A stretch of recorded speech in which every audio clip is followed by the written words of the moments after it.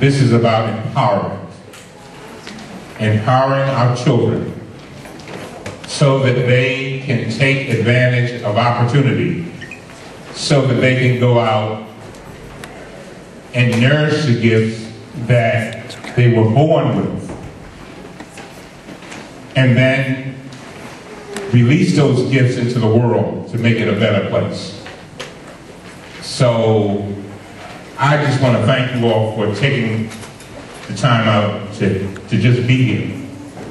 And I am a great respecter of time. The older I get, the more I realize that every moment of life is very, very, very precious.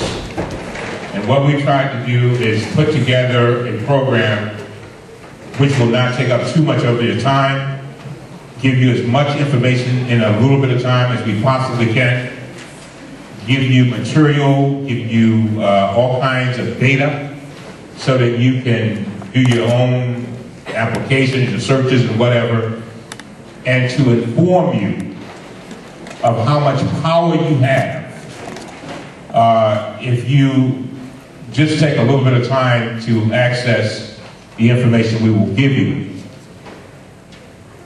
And so this is the 16th year that we have done this, and I'm very pleased to be joined by an expert panel this evening, and I'm going to be interjecting constantly. You might get tired of hearing me as the father of 3 and 2 of whom who have a college, well, one who graduated several years ago, and I tell people she at 30 makes more money than I do, and it's true. And another one who just entered Howard University, both of them Howard University folks, as I am. And so I've got some fresh experience, fresh. And so I just don't want you to think somebody up here who is not sensitive to what you're going through. I'd also like to thank Dr. Carla Hayden, the Chief Executive Officer of the Enoch Pratt Library, who has graciously hosted our seminar this evening. Dr. Hayden is deeply committed to empowering citizens through education.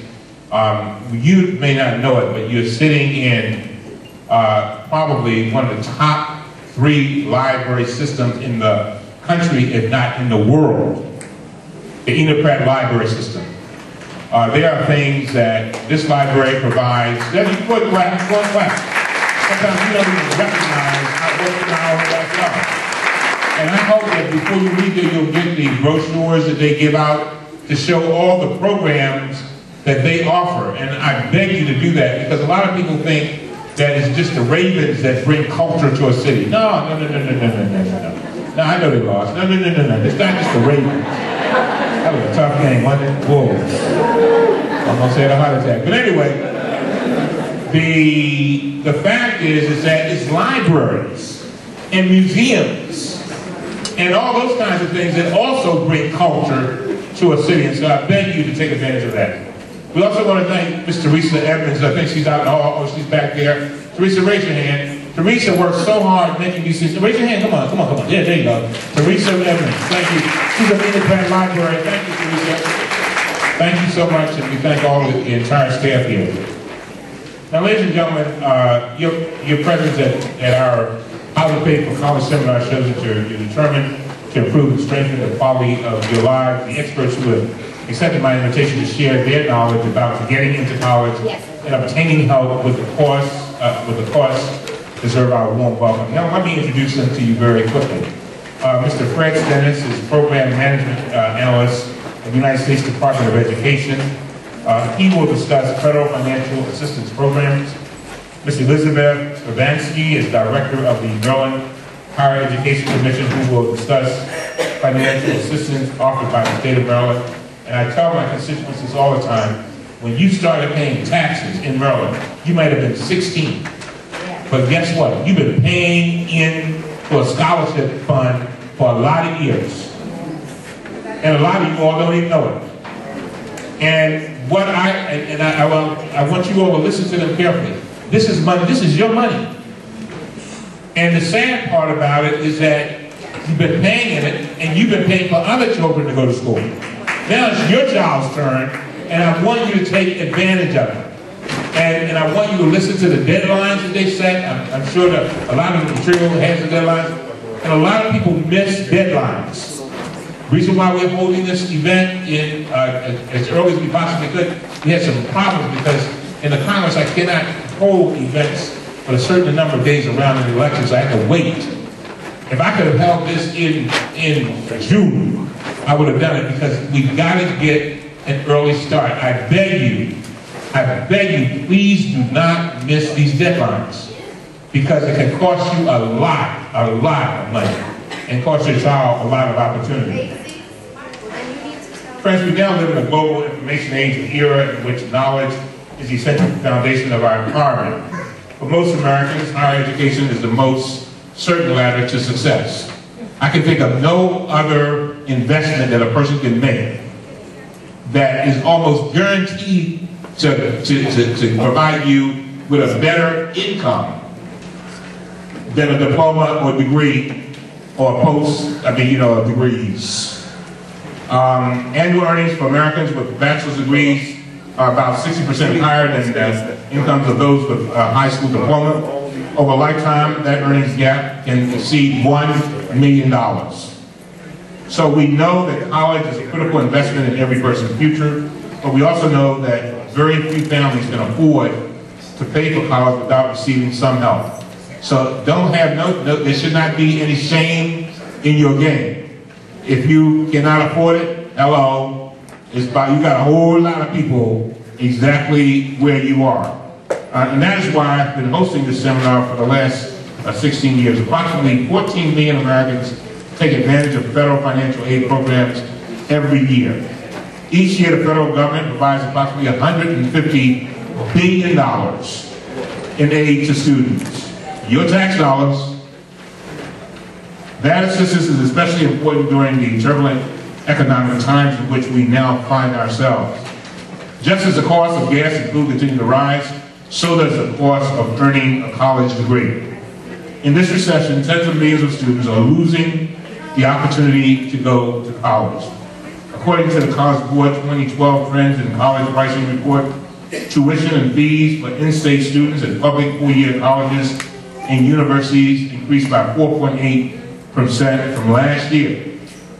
As a result, families can expect to pay an average of $399 more in tuition fees for the 2012-2013 academic year. However, in Maryland, Governor Martin O'Malley and our legislature, public college administrations, have been working hard to limit increases by implementing in-state tuition freezes for the last few years.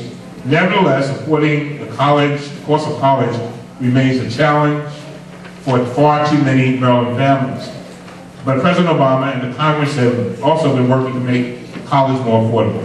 We understand that today's economy is squeezing families and that tuition prices continue to soar. Allow me to use just a few moments to summarize some of the relevant federal responses to this challenge. One, young people, these are the promises to your generation that my generation must keep. My own life experience tells me that our institutions of learning need both more money and more motivation to succeed. The motivation is your challenge, the money is mine. In March of 2010, I cast the most important vote of my career in Congress, a vote to favor of the Patient Protection Affordable Health Care Act. A lot of people call it Obamacare. I don't like that word, but it'll do. Included in the reconciliation of the health care bill was the Student Aid and Fiscal Responsibility Act. I'm proud to have supported this legislation first when it passed in the House, and then when it passed in the Health Care Reconciliation Act House-Senate Conference. This bill modernized federal student financial aid and simplified the process for millions of students like yourselves who seek financial assistance each year. I'd like to take a moment and share with you a few of the provisions of SACRA of which I'm most proud. The legislation authorized some $36 billion investment in the federal Pell Grant program. Hello. By the way, that's so important. A lot of you all, I'm not going to make this political, but I'm so glad you all voted the way you did, because that Pell Grant program would have been in big trouble. Thank you very much. You did that. You did that. So, I strongly believe that Pell Grants are the foundation of the federal aid program, giving students the opportunity to attend college when they otherwise may not be able to. Under the law, Pell Grant funding per student will be increased over the next 7 years from $5,550 in 2010 to $5,975 by 2017, with future funding tied to the Consumer Price Index to keep pace with rising college costs. This investment will help more students access Pell funds and make sure that the program can keep up with rising tuition costs. Each year, Pell Grants are awarded to over 7 million students nationwide, and I'm committed to doing my part to protect that commitment to ensure an educational opportunity to all. The legislation also authorizes $2 billion investment for college access and completion programs. And so I could go on. I'm going to talk about some of these things as we go through the program. But what I really want to do is get to our panel, and so that they can begin to address some of the issues that I know that you want to hear about. Now let me say how we're going to do this. The panel will, each panel of us comes up, I'll introduce them, they'll make their brief presentation. I want you to take down questions, and then we're going to take questions at the end of the panel, if you don't mind. And the reason why I want to do that is so that you get a full picture of everything, and then I think it'll be more effective and efficient if we then ask questions. That's how we usually do it, and it works very well. I want to tell you what I've said 16 times, and this is me 16. There's no such thing as a stupid question. Hello, there's no such thing as a stupid question. And let me tell you why I say that. What happens in these events is that, it seems like 99% of the time we have an event like this, after it's over,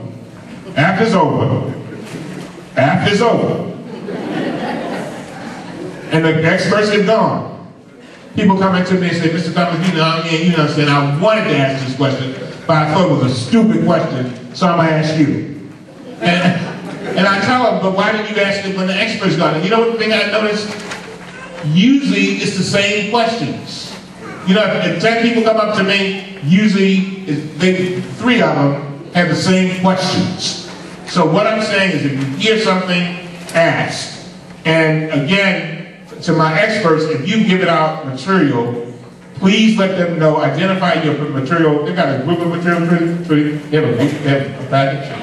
They have a bag. You have a bag. If you don't have a bag, there's some outside.